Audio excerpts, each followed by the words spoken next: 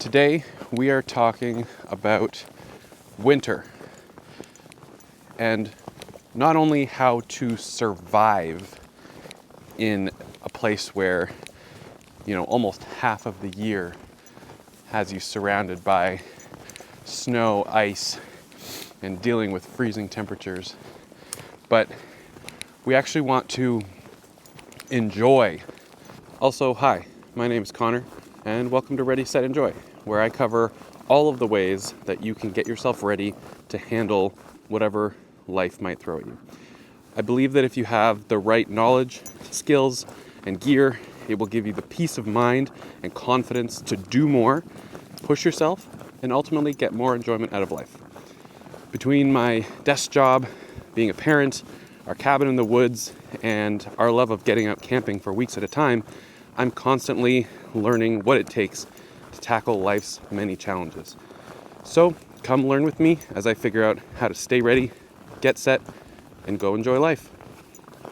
If you live in a place like this, like I have for my entire life, there's no point in just holing up and battening down the hatches and just surviving the climate that you live in. There's something really nice about actually choosing to enjoy this climate and making the most out of it. I was not planning to make this video this week. I actually had started recording like an EDC and gear maintenance video, but then something happened 2 days ago on Thursday, today's Saturday, that changed my plans. What happened was I was out clearing the snow off my truck and I hear a thump and I look over down the block, just like 5 houses down from mine, and there was a car at a 45-degree angle in the snowbank. I was like, what the heck? So I run over, 2 other people show up just a couple seconds before me, and this driver skidded into this snowbank, and her car was, one wheel completely off the ground, one wheel in the snowbank, and kind of balanced on the other 2 wheels. And when I got there, the car was like actively wobbling. Like anytime the driver would shift weight around, the car would wobble. I'm gonna put in some pictures that I took because, it was a bit of a tense situation, so I didn't take any videos, of course, because I was trying to, help out as much as I could. But this is the kind of thing that can happen if you're not adequately prepared for this climate. So the other people that were there with me, they called 911 and they were sending out some firefighters, but they told us it might be a little bit of time before they got there because, this was happening all over the city. We had, by the way, just gotten over a foot of snow in a single day. So in order to just make sure that nothing got worse, I went back to my house, grabbed the truck so that I could attach my kinetic rope to the wheel that was up in the air and just put a little bit of tension on it so that the car wouldn't flip over. Because that was, I think, our biggest worry before the firefighters got there, that the car, like if the driver were to shift weight too much, the car could fall on its side and then some real injuries could happen. Luckily, the driver was not injured. She was just a little bit nervous and wanted to get out of there as quickly as possible. So I was able to do that. Firefighters came like 20 minutes later. They, dug her out. They directed me with my truck on where to pull to safely get her out of the snowbank. It could have been way worse, to be honest with you. So I'm really glad that ended the way that it did, but it made me realize that I need to make this video this week instead of the maintenance video because it's important. It's important to be safe. It's important to be able to prepare yourself and be ready for this kind of climate. We're going to talk about things like how to stay warm. What are the strategies? What kind of clothes? What do you need in order to stay warm in a climate like this? We're going to talk about what are some things that you can do to enjoy this type of weather, this type of climate a little bit more. We're going to talk about how you can stay safe in this kind of climate because there are some unique challenges, especially when it comes to driving in your vehicle and your house or your property when it comes to storms and inclement weather. So I think I've got a little bit that I could share to help people who just get grumpy every time the weather gets cold, or maybe you're new to a climate like this and you're struggling to adjust. So let's get into it. Now let's talk about staying warm in the winter. This is something that I've had to learn, and I wrote down some notes. So we're going to talk about staying warm, and staying warm kind of has two main tricks to it. The first is keep out water and wind and keep in the heat. That's really all there is to it. So when you are buying clothes, when you're researching what to wear, you should be looking at waterproofedness for your outer shell. That's usually the thing that I start with. Like I bought a new winter coat last year, and the first thing that I compared when I was looking at different options was how waterproof is it. Despite what the base layer can do these days, if you get wet, you're going to be cold. And you can mitigate that in other ways, and we'll talk about that in a second. But for the most part, if you get wet, you'll get cold. So that's kind of where I start. The outer layer, you want to look at waterproofedness, and you want to look at blocking the wind. So that's usually some kind of shell. The next thing you want to look at is the mid layer. So we've looked at the outer layer, the shell, then you want to look at your mid layer. That's where you're going to be looking for the most actual insulation, because keeping heat in requires insulation.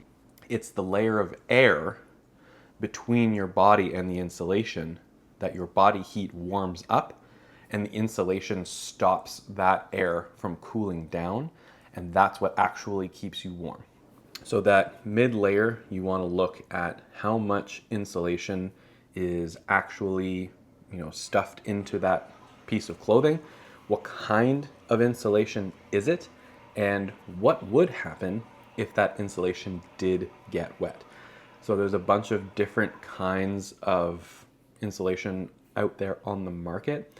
There's things like 3M Thinsulate. There's things like down. There's synthetic products that are based on all sorts of different materials.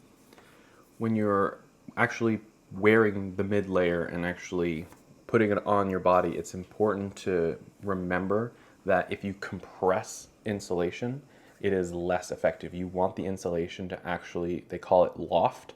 You want the insulation to have space to expand, because that is what it's designed to do in order to maximize the amount of heat that you have available to you. So make sure that your shell is waterproof. Make sure that your mid layer has good insulation and can exist inside your outer layer without being compressed. You don't want your outer layer too tight, compressing that insulation. And then we move on to the base layer. And in my opinion, the base layer is the most important one, because it is your kind of first line of defense against being cold, and it creates multiple layers of that warm air, right? So the layer of air that's right next to your body, that's going to be the warmest, but it's also going to be, the easiest to lose if you were to, take all of your clothes off. The layer outside of that, between the base layer and the mid layer, that won't be as warm, but it is going to stay trapped really well because it is inside that strong insulation that you hopefully got for your mid layer. And then between the mid layer and the shell, there actually won't be much warm air, but because you're blocking moisture and because you're blocking the wind, it will allow those two layers closer to your body to retain that heat, and that's what actually keeps you warm. Now let's head into the garage, which is just behind this wall here, and actually show you what I'm talking about, and then we'll talk about some vehicle stuff. By the way, I wanted to say thank you. The daily truck video that I did 2 weeks ago has been far and away my most watched video. It's gotten multiple times more views than anything else I've ever done. So I really appreciate everyone clicking on that and watching it. I think it was a really, fun video to make. So I do appreciate everyone taking the time to watch. And I hope that if you enjoyed it, you'll hit that button that lets you follow all the videos that I have to come. You know which one it is. And then we can get back to this other video.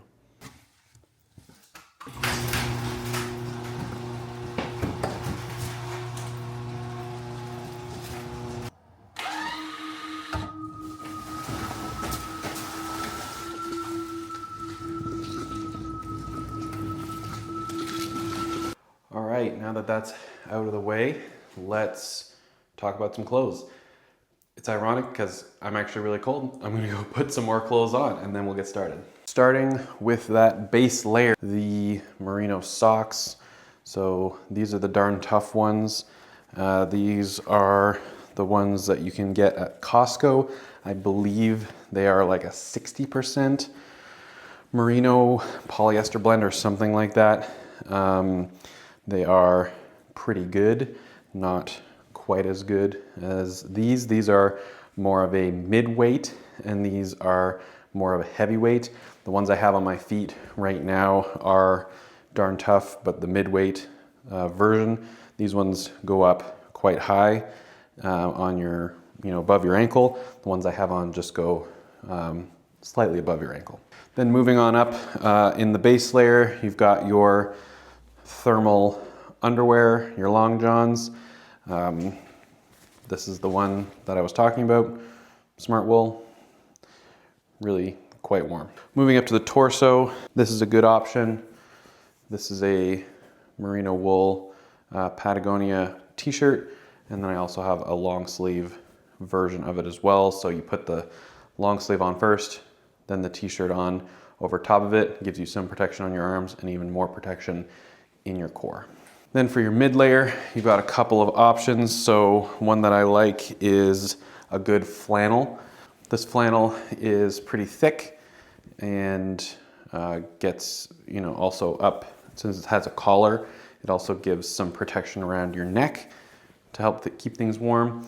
And another good option is a sweater like this that has a fleece interior and like a polyester exterior is a really good option as well.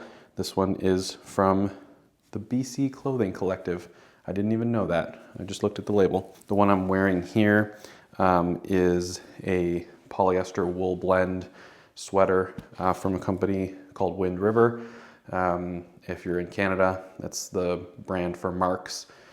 And this does a decent job, but it's fairly thin, so it doesn't stand up to the most harsh cold, but it will do decently well. Like, I'm in the garage filming, it's probably 10 degrees in here, and this works just fine when I layer it with the t-shirt I was wearing.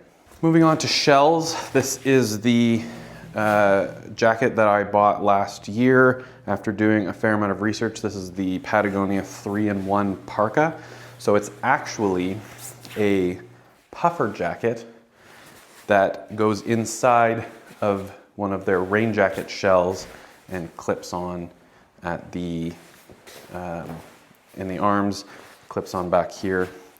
And this is a really great shell because it is extremely waterproof. This is one of the highest waterproof fabrics that they make. It has really good cinching. It's a kind of button style, snap style cinch at the wrists, and the puffer has a cinch down at the waist as well, and then the hood has a cinch just in case it gets really gnarly outside. Then in the spring and the fall, you can take the puffer out and it acts as a, medium weather puffer, and the shell, the rain shell, can be used just as a rain jacket throughout the whole year. So I really like this option, and it almost acts like an additional mid layer, because since there is a gap between the two parts of the coat, you do get even more insulation and even more air gaps between you and the outside world. Overall, I've been pretty happy with this. Now, one tip I would like to get in here is washing your shell is not like washing everything else that you own. If you use regular laundry detergent on a waterproof shell, it will ruin it pretty easily. So whatever shell you end up buying, go to the manufacturer's website, look at the care instructions, and figure out how they recommend you wash that piece of clothing so that you can maintain the waterproofness of it. For Patagonia in particular, they recommend this stuff called Storm Wash. They call it a technical apparel wash, and it is specifically designed to help with waterproofing and the breathability. Now let's switch it up and talk about boots. Now I've kind of got a good, better, best type situation here for you.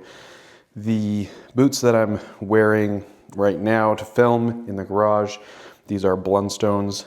These are fine for every day going to the store and running errands, but they are not going to last through a long session of doing stuff outside, walking through deep snow, keeping you warm and dry all day long. So in order to step your game up a little bit, I've got two other options here, and they're kind of ratcheting up in terms of how serious they are. So going up one step from your daily wear Blundstone slip-on style boots is something like this. They are a mid-height, waterproof, and pretty strongly insulated set of boots.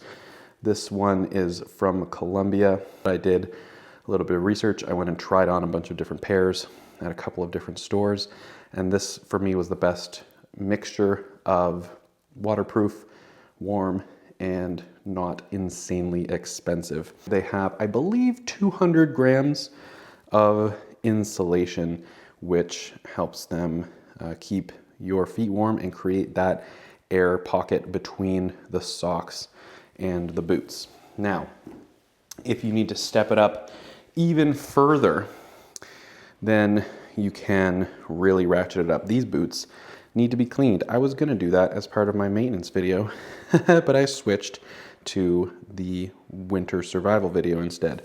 So these boots are by Timberland Pro, and they are work boots, but I also use them as kind of severe duty winter boots. Now, the two biggest differences between these two pairs of boots is the height and the amount of insulation. These boots are, I believe, 5 to 6 inches in height, and these are 8 inches in height. And the biggest difference there is that snow will have a easier time getting in over the top of this boot than it will this one, especially if you're in an extreme, weather type scenario. You're going to be wearing some kind of long, weatherproof pants, and I'll talk about that in a minute. And by combining long weatherproof pants that come all the way down to here with the higher rise boots, you will keep that snow out, which was our rule number one, keeping dry. I believe they have 400 grams of insulation compared to 200 grams on those and 0 grams on those. So my advice here is to have different options based on what you're doing, how bad the weather is, and how long you're going to be staying out in that weather. Hats and gloves. Now, this is, to me, one of the most important categories because you lose a lot of heat through the top of your head, and your hands are another thing coming in contact with the snow and the, the mush and the wet. And so you need to take every, opportunity to protect those things. This is the hat that I was talking about. It is a Smart Wool brand. It is a 55% merino, 45% polyester blend, I believe. Very, very warm hat. Then the gloves. So I talked about layering. This is what I'm talking about when it comes to the inner layer. So this is a very thin merino blend glove from Patagonia, and it goes on this hand. This is all it is. It's just a very thin, it's got kind of the touchscreen fingers, so you can use your phone if you have to. But in order to really, make this work in the coldest weather, you then want to put this inside of a larger ski style glove. So this is a Smart Wool. Again, I've been a big fan of them lately, but the brand doesn't matter. This is a mostly leather and some nylon construction glove. And actually the outer glove even has a merino wool lining. So you could wear this alone and get away with it on less cold days. But on super cold days, you want that inner layer so that you can take this larger one off if you need to use your phone, if you need to, deal with your dogs doing their business, you need to, adjust something on the kid's stroller, whatever it is. You want to have those layers so that you don't lose all of the heat when you take off that big, thick outer layer. Now, Elmer here is going to help me give probably my most important tip when it comes to your clothes when it is cold outside, and that is let your stuff dry. A big mistake you can make in the winter when it's really cold outside is, for example, leaving your gloves and hat in the pockets of your coat or in the arm sleeves of your coat. If you do that, they will not have a chance to dry out, either from sweat or from, if snow's been falling on your head and there's, some melted snow on top. If you don't let these things dry, if you don't let your hat, your gloves, your socks, your boots, your, other layers dry in between uses, then they will not be operating at their maximum potential because they are wet, and wet equals cold. So let your stuff dry. Let's move on to your vehicle. For your vehicle, there's two things that make a gigantic difference when it comes to safety driving in ice and snow. The first that everyone should have if you live in this kind of climate is dedicated winter tires. Now, on the car, we have all season and winter tires that we switch every April and November. And that gives the best traction and performance in the various seasons around here.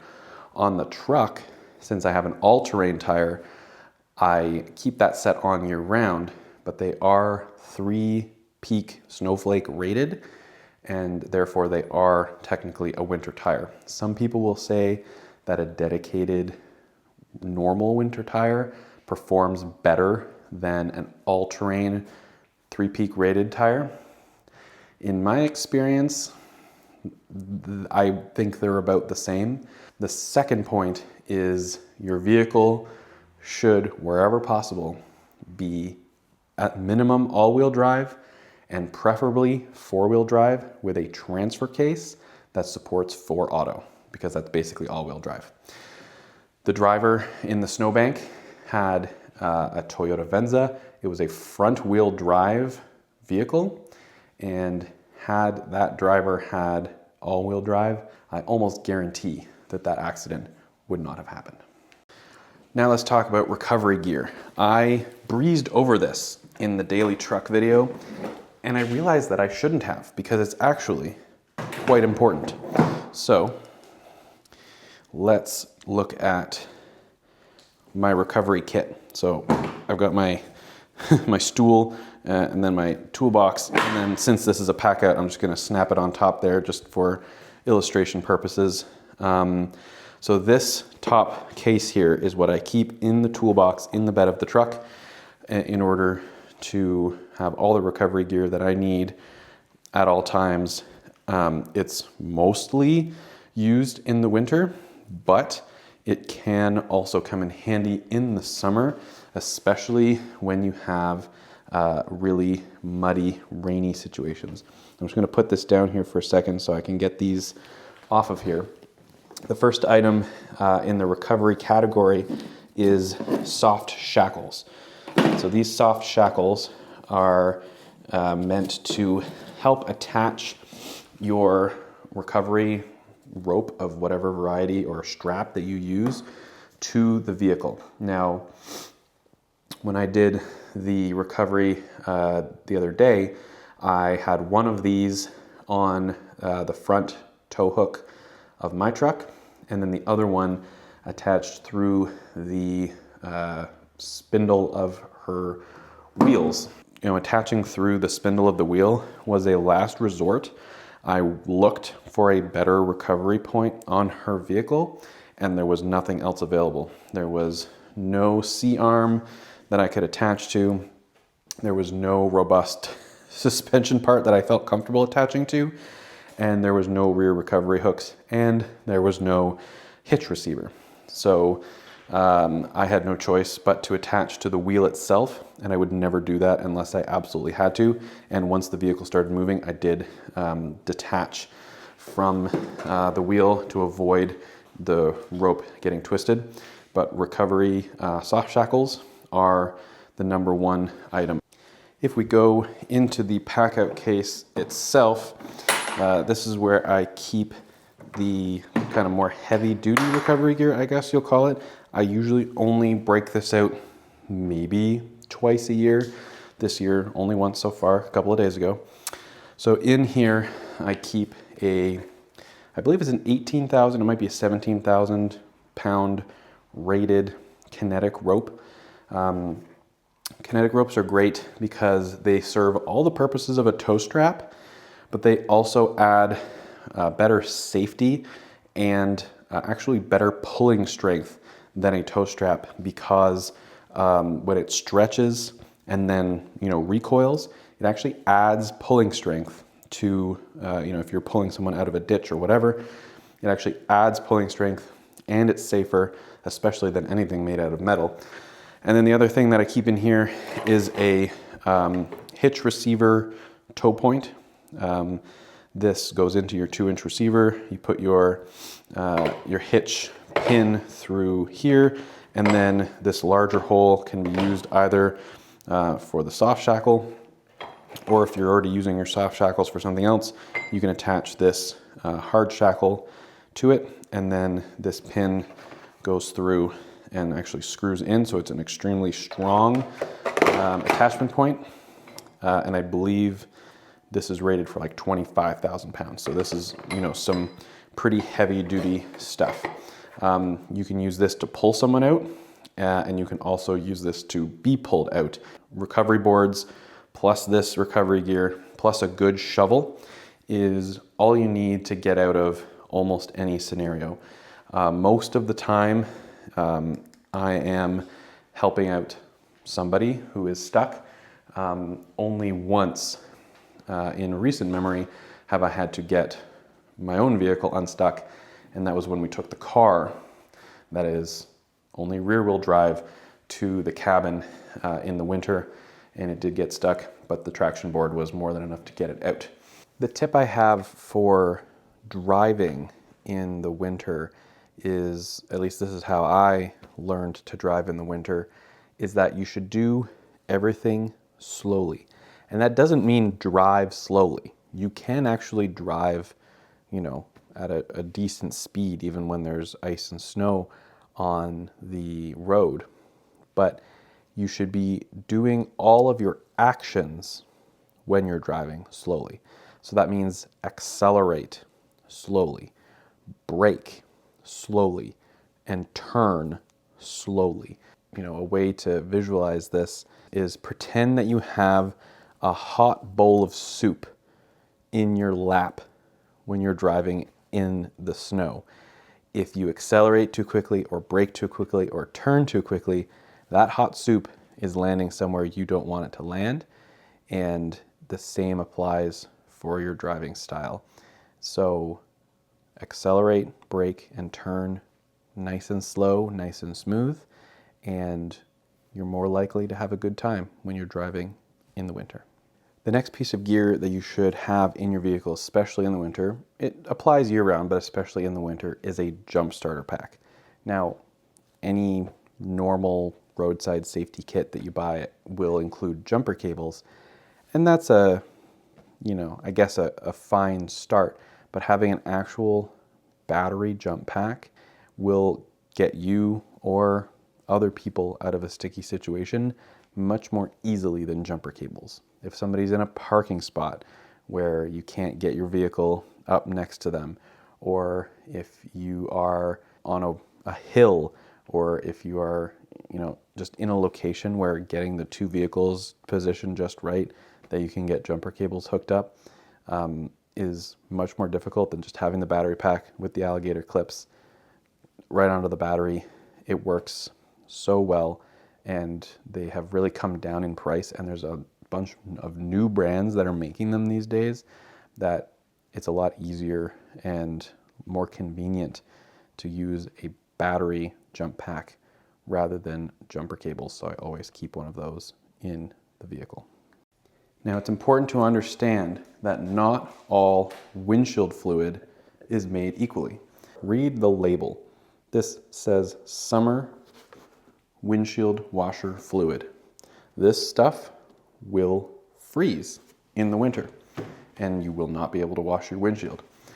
You need cold weather windshield wiper fluid. This is good to minus 45 Celsius, which is colder than it ever gets here. And that will prevent your windshield wiper fluid from freezing and make sure that you would always clean your windshield. Being able to clean your windshield in the winter is so important. I will stop if I run out of windshield wiper fluid, or if I get the warning on my dash that says I'm low on windshield wiper fluid, I will immediately pull into the next safe place. Even if I'm on the highway, I will pull into the next safe place available to me, and I will refill that fluid immediately, because if you are in a snowstorm, if you're in a freezing rainstorm, even if it's not actively snowing, but cars in front of you are spitting up, slush or snow, and it's getting on your windshield and you lose visibility, that is almost more dangerous than losing traction or having, bad tires. Because if you can't see what's going on in front of you, you will be so much more at risk of getting into some kind of accident. Now we're going to move on to what I call storm prep. Being ready for a weather event, a snowstorm, is really, really, really important. So when it comes to winter weather storms, your biggest threat is probably utility outages. If ice, snow, high winds knocks over a utility pole or whatever it might be, you could be without power for multiple days. There have been a couple of instances in my life where we've had no power for 36, 48 hours. I don't know if we've ever gotten to 72 hours, but it is pretty important that you can deal with this kind of outage, especially when it is cold outside. So I'm gonna start with power and light. Those are the first things that I concern myself with when I know that there's a storm coming. And I'll be very clear that you need to be proactive when it comes to storm prep.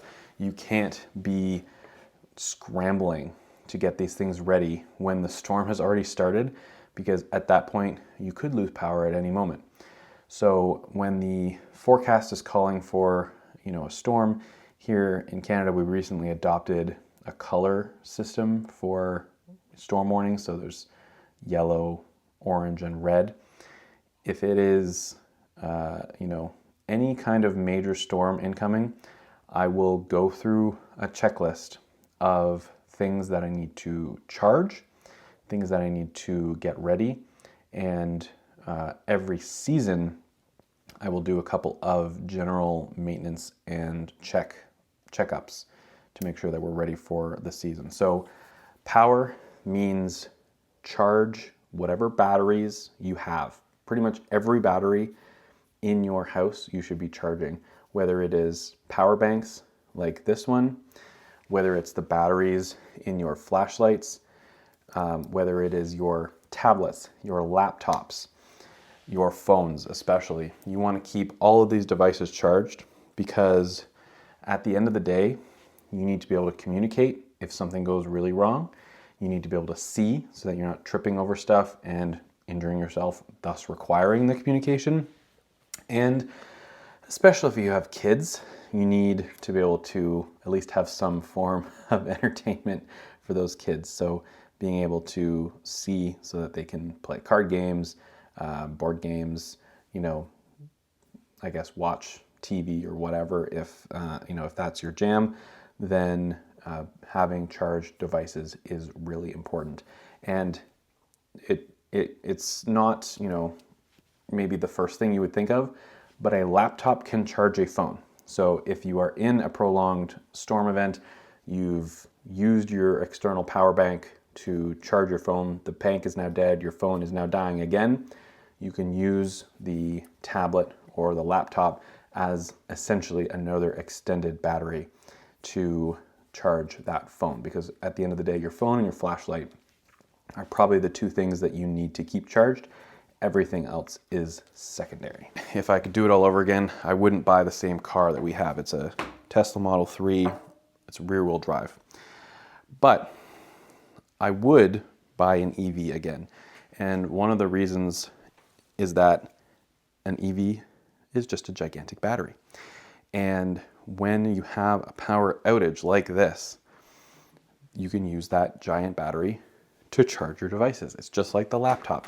If you need to plug in your phone multiple times to recharge it multiple times over the course of a multi-day event, having that backup of a gigantic, in our case, it's 55 kilowatt hours, that will charge your phone a hell of a lot of times. And if you have a gas vehicle, like we have the truck, you can use that as your primary mode of transportation during the storm, keeping the EV battery for charging up essential devices, and that will just give you extra peace of mind that you're never going to run out of power for your communications, your flashlights, etc. The next piece of preparation is something that we do seasonally because you need to be sure that you are safe. And this applies for all the different variants of this type of thing. Let's get some light on in here. So I'm in the basement now. Our house is maybe a little bit unusual, but we have a gas fireplace down here in the basement. Now, fireplaces these days generally use an electric blower to circulate the heat around the room, and that is efficient, but it is not necessary. Any fireplace, whether it's a wood burning fireplace or a gas fireplace, will still generate heat without the blower motor. So when the electricity is out, you can still use those things to keep your house warm, but you need to be careful. First of all, get them inspected annually. I like to do it around October, November time before it gets really cold outside. We get the wood fireplace at the cabin inspected, and we get the gas fireplace here inspected every year to make sure that it is safe. Number two is that if you have a gas fireplace, you need to verify whether it uses an exhaust motor. Some gas fireplaces will use an electric motor to get the exhaust from combustion out into the chimney or the exhaust pipe, but most don't.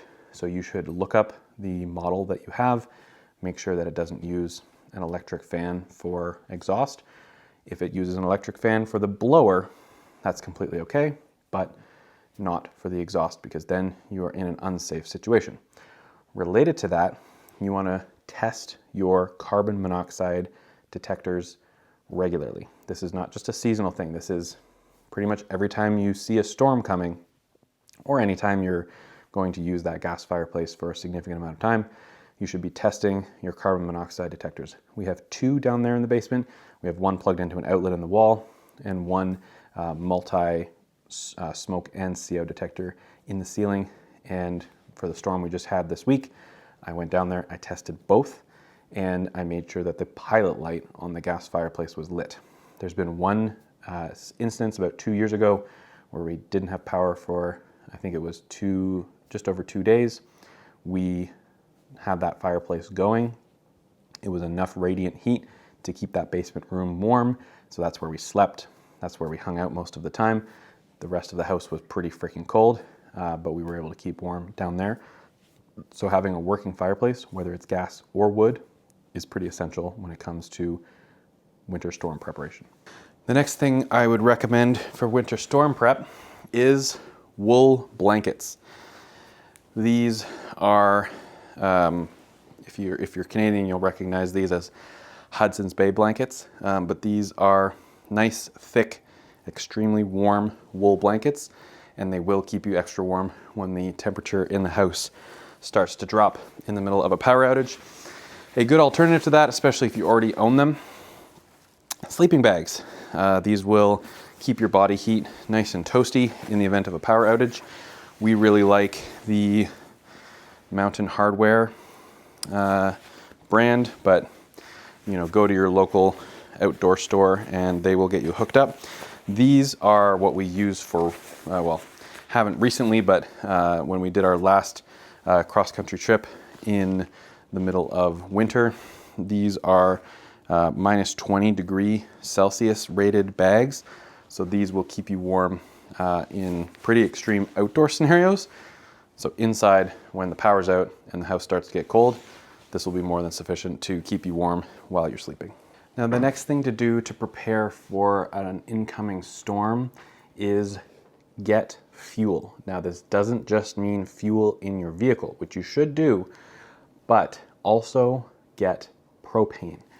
When the power is out, especially if you have a electric stove like we do, you will want to have propane on hand. And there's 2 different, ways that you could use that propane. Either if you have a barbecue in your backyard, you can use the big, just regular outdoor barbecue to cook your food. Or if you live in maybe an apartment or somewhere without a large outdoor barbecue, you can get just a small camping barbecue or stovetop that you can use outside. Do not run a camp stove or any kind of propane stove indoors. That is a huge carbon monoxide risk, and you should never ever do that. But before a storm comes, check your propane tanks, whether they're the little 1 pound tanks or the bigger barbecue tanks. Make sure that they are full and go get them filled at Costco or swap them out for a fresh tank before a storm comes, because if you lose heat for a long period of time, you're still going to need to cook food. When it comes to the other beings that live in your house, whether it is pets or children, in my case, we have a just turned 7-month-old baby, you need to be able to keep them warm and fed and all of those things as well. So starting with pets, when it is extremely cold outside, you want to keep your little furry friend safe. So we do have coats for both of our dogs. These cover their torso and their front legs come out here. So this is to keep them warm. If it's like truly, truly freezing outside, probably only use these once or twice a year at most.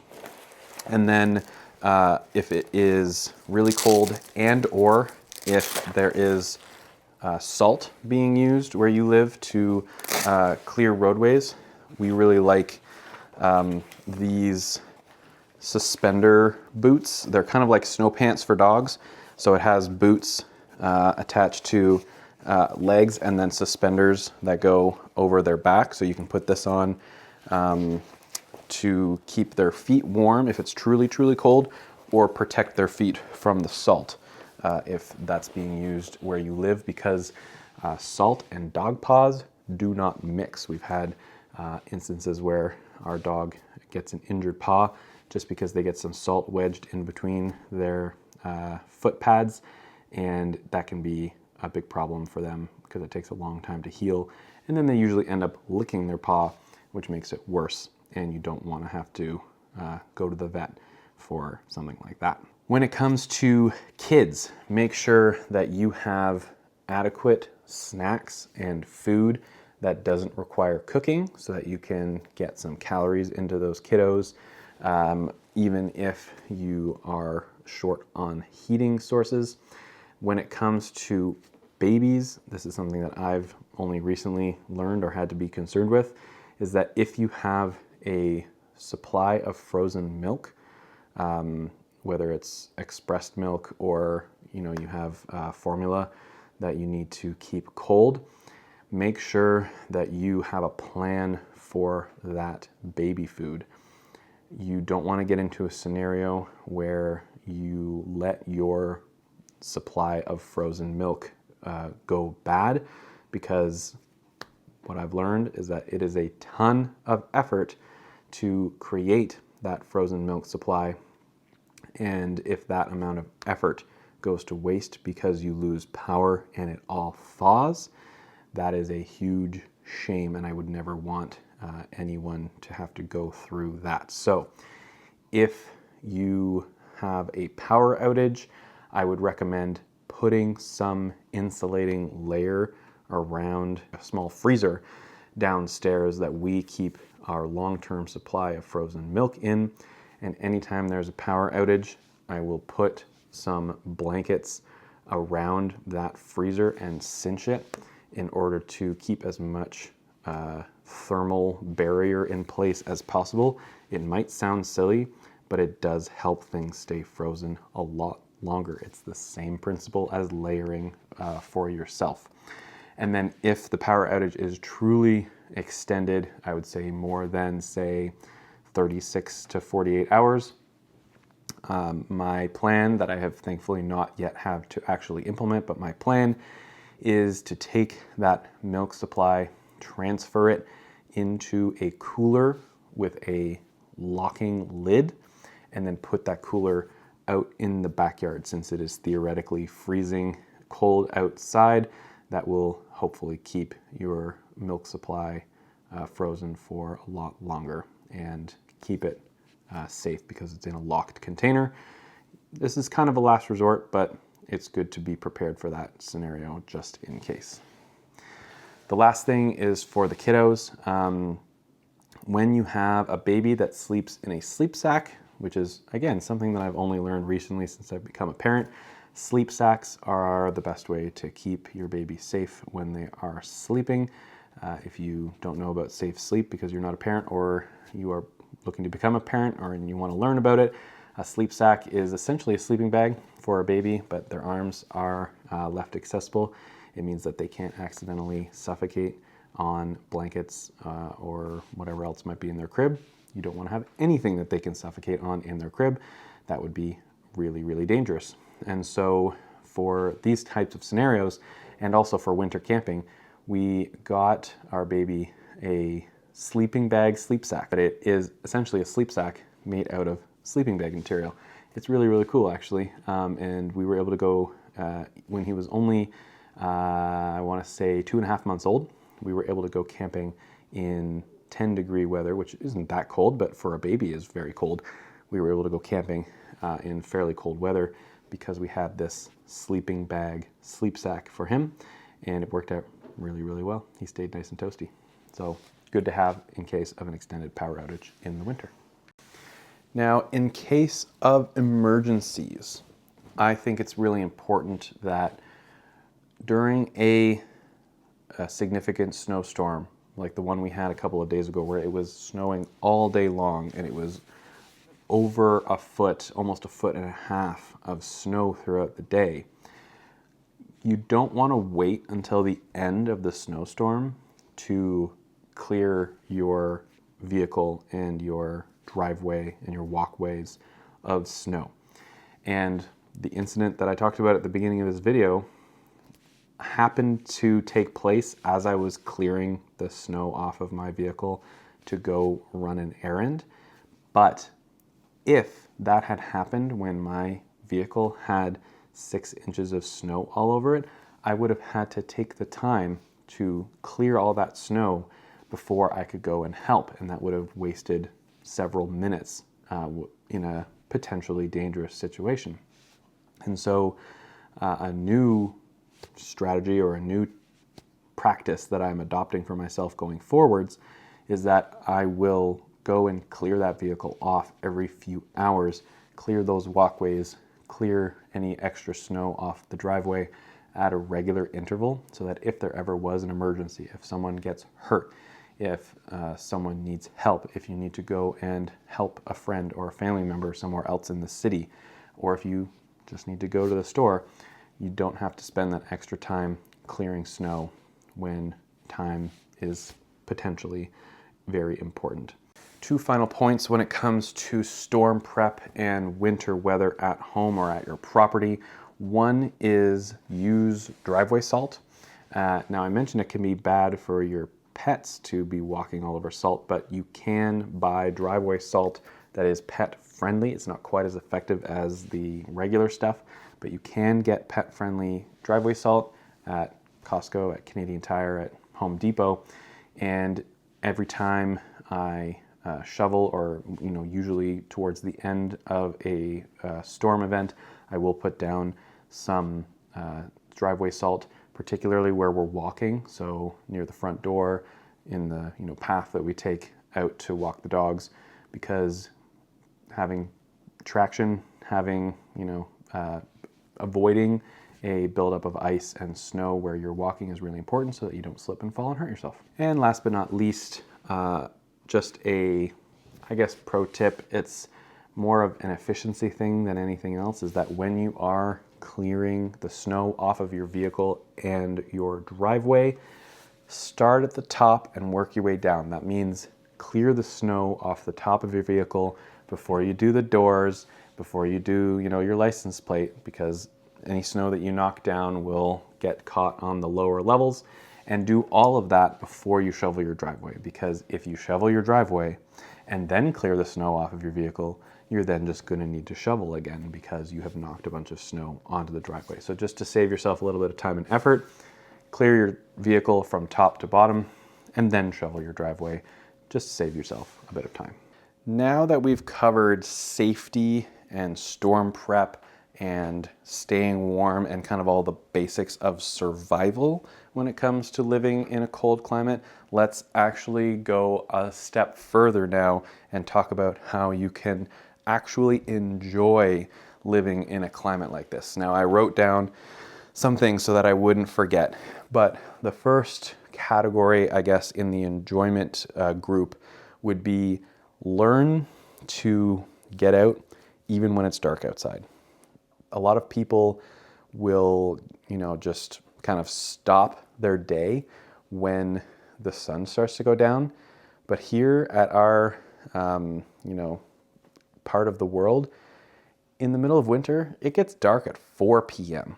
So if you're only living your life when the sun is out, you are not going to have a lot of life to live.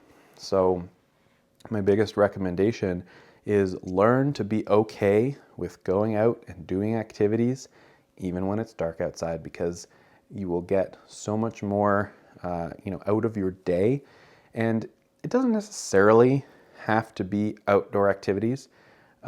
You can go to restaurants, you can go to things like bowling or paintball or activities with your coworkers or your friends. But just don't be afraid to do stuff in the evening, because you will just limit yourself so severely if you're not willing to be out in the dark. And believe me, it's not as easy as it sounds, because it kind of sucks to be out in the dark at first, but you eventually learn to get used to it. When it comes to activities that you can do in the snow, a lot of people, again, will revert back to indoor activities when there's a lot of snow and ice outside. And I think that's a mistake. I think you are potentially leaving a lot on the table when it comes to enjoyment. So winter activities like skating, cross-country skiing, snowshoeing, and if you are willing to put in a little bit of time and money to, invest in it, getting a bike with the fat tires on it is a huge unlock. I started fat tire mountain biking 3 years ago, right after we got married, actually. I got a fat tire e-bike that helps me go explore those trails that I was walking the dogs in this morning. And being able to bike in the winter is such good exercise. It is such a nice way to spend, a weekend afternoon. And because not a lot of people have the equipment or even the knowledge that this type of activity exists, the trails are usually pretty empty, and you get them not maybe all to yourself, but there's a lot fewer people out on those trails. The next is running. I will say I do not enjoy running, but when I need to get some quick, easy exercise in, running is a good option. People think that it's a summer, spring, fall type of activity, and generally that's when people do it, but you can go running in the winter. Now, I wouldn't recommend doing it right after a big storm, but once sidewalks and roads have been plowed and are adequately safe for running, if you put on the right clothing, the right layers, you can still go running in the winter and you can still stay warm. You just have to have a little bit more preparation in place. The biggest tip that I would have in this category of enjoyment / getting out there in the winter is buy a headlamp, because having a handheld flashlight is good for a lot of things, but when you are doing outdoor activities, especially something like cross-country skiing, you need to be able to see and you need to be able to use your hands. And so getting a headlamp will allow you to go out and do activities that you otherwise wouldn't be able to do in the dark and still have a pretty decent time with it. So for example, I will bring a headlamp with me whenever I go mountain biking in the winter in the dark. And it's still possible. It's just a little bit harder and a little bit more preparation needed, but having a headlamp will unlock a whole bunch of activities that you may not have otherwise been able to do. All right, so the other activity that I've experimented with a couple of times is nighttime photography. This is a great activity for the winter, and if you're a little bit more on the creative side, I don't claim to be, heavily on the creative side of things, but when you're trying to get out and do things in the dark in the winter, nighttime photography is a really interesting option because it requires you do some learning. It requires you maybe watch some videos or read some articles about how to do it well. It requires some creative, artistic side of your brain. It doesn't require a lot of physical exercise, and you can do it in a variety of different places. Doing, city, urban photography, doing nature photography, doing landscapes, whatever. All of these things can be done at night. You just need to have the knowledge, the skills, and the gear in order to do it effectively. Well, folks, I hope that you found something useful when it comes to keeping yourself warm, staying safe when you are driving, when you are at home, when there are storms, and I hope that you maybe got a little bit of inspiration when it came to enjoying yourself, even in the winter, even when it's cold, even when it gets dark at 4 o'clock. I hope that you gain a little bit of, if not enjoyment, at least, peace of mind, that you can be a little bit more prepared and a little bit more ready for what winter might have to throw at you. Now, the next video that I'm going to be putting together is the one that I started recording before the incident the other day happened, which is going to be a video all about maintenance for your tools and your EDC gear. And then after that, I've got something really exciting that I just lined up, which is I will be going and doing a winter survival and bushcraft course in a few weeks, in 3 weeks' time. That course is overnight at a nearby adventure lodge, I think is what they call it. There's a very experienced instructor that is going to be giving this course. So I'm going to be learning even more about what it takes to survive in the winter, even in a camping outdoor scenario. And so for that, I'm going to be doing a couple of different videos. One will be on the, you know me, I love some gear. So I'm going to be collecting all the gear that I have that will be specific for that scenario and show you how I will be putting it together to go and take that course. Now, there is a recommended gear list that they provide as part of this course, so I will be following that and adding a couple of goodies of my own. And I also have two new pieces of gear that I will be receiving in a couple of days to augment that, because based on the gear list that we were given, I saw a couple of deficiencies in what I have for myself that I needed to fill. Hopefully, if you're getting some value out of this type of video, if you're interested in those things that are coming later, or if you go back and take a look at some of the stuff that I've done already, like the truck tour, the toolbox tour, some of the cabin content from last year, and you find it interesting, hopefully you can hit that subscribe button. It's my favorite thing to hear in a YouTube video, and now I'm saying it for myself. But I am trying to do this YouTube thing a little bit more seriously in 2026. And if you can hit that button, it would be really helpful for me. And then I'm hoping down below you can leave a comment on this video with your best cold weather winter tip. How would you help someone else who is either new to this type of climate or struggling in this type of climate? How would you help them out? What would you say to them to help them survive or enjoy their life a little bit more? And that's going to be the last of it for this particular video. Thank you very much for watching. I do appreciate your time. I am going to be trying to hit this weekly cadence for the foreseeable future. I don't know how long it's going to last, but I'm going to do my best. And until I see you again, make sure that you stay ready, get set, and go enjoy your life. Thanks.